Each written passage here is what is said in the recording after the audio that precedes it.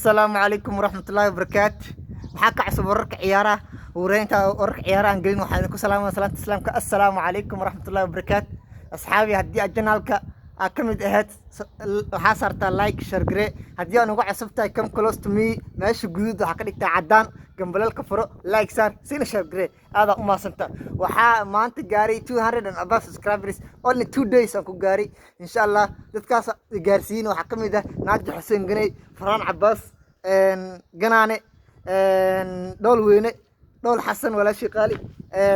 اللقمان آذن علي فران عباس خالي حاج على النور الدقني قوجو كابتن مهد حسين جني عبد الكافي هاجرو ياسر الشيخ حسن اللهم استعان بصير الشيخ حسن اللهم استعان عبد شكورت مجلع عبد هابت مجلع قال ببناي اللهم استعان دتكاس كوشن قاع مدير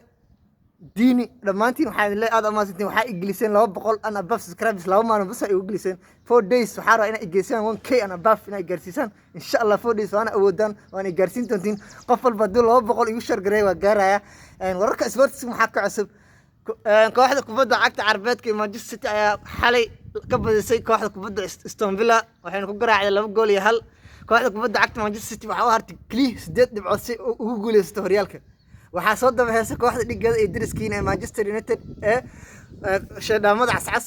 aad ay u daba heesay aad ay ugu dhigantahay kaliya 8 dhibcood Manchester City uga hartay hadii Crystal Palace Chelsea ay dhibcaha ka qaadato kulanka kale oo ku xigan hadii dhibcaha qaadato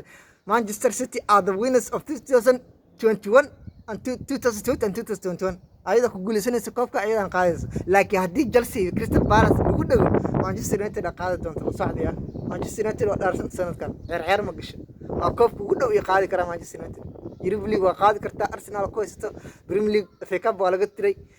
laakiin koobka ugu dhow ee isha saaris Premier League